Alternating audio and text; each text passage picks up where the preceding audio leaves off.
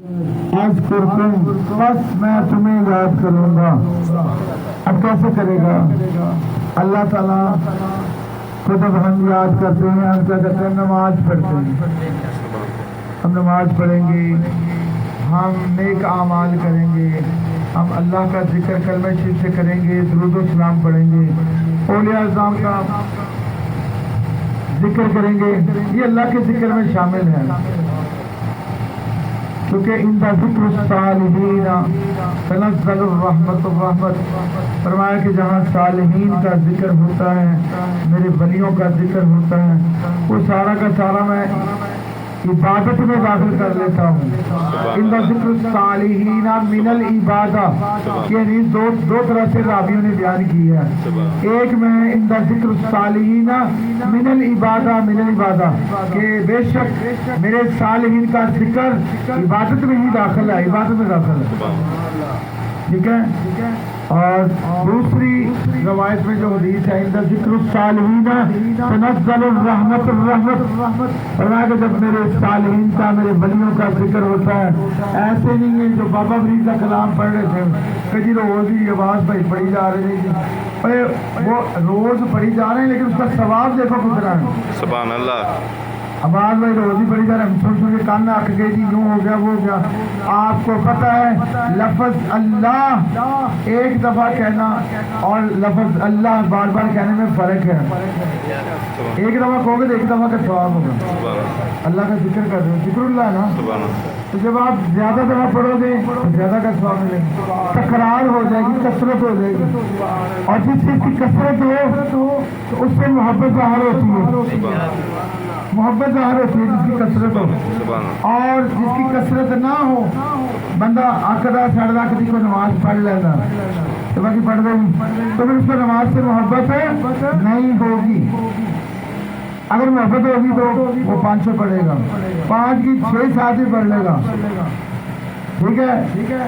تہجد بھی پڑھ لے گا، اٹھ کے اشراق عشر کے نفل بھی پڑھ لے گا، 5 کی 10 پڑھ لے گا، 8 پڑھ لے گا، کیونکہ اس کو شغل ہے، اس کو محبت ہے.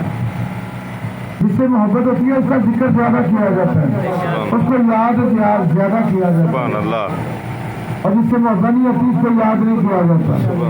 آپ نے سنا کبھی میں نے رائے بنڈ والے مریضوں کا ذکر کیا بہت زیادہ دفعہ.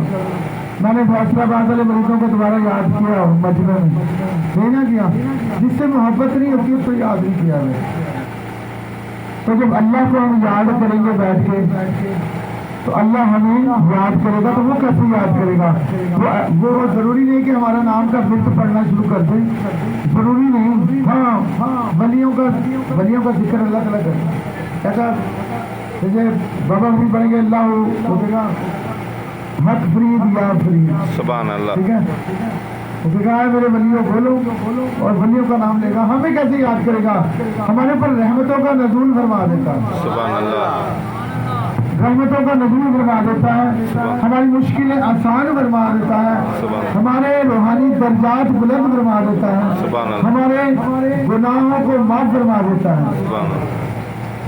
ہماری معیشتیں اور پریشانیاں گھٹا دیتا ہے.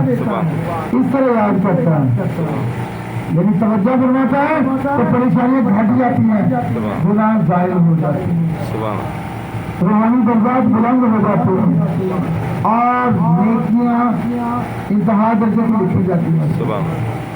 آپ کے نام آئے بات اللہ کی یاد اس طرح ہے. باقی کوئی روایتوں میں ایسے بھی کہ باقاعدہ نام سے فَاذْكُرُونِي أَذْكُرُكُمْ، تو میرا ذکر کرو تو میں تمہارا ذکر کروں گا. تو یاد بھی ہو سکتا ہے، کہہ سکتا ہے میرے بندے تو مجھے یاد کر رہا ہے میں تجھے یاد کر رہا ہوں. سبحان اللہ. اوے شفقت تو مجھے یاد کر رہا ہے میں تجھے یاد کر رہا ہوں. اوے عمر تو مجھے یاد کر رہا ہے میں. کہہ سکتا ہے نا.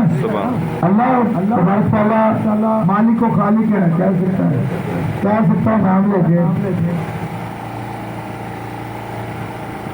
تو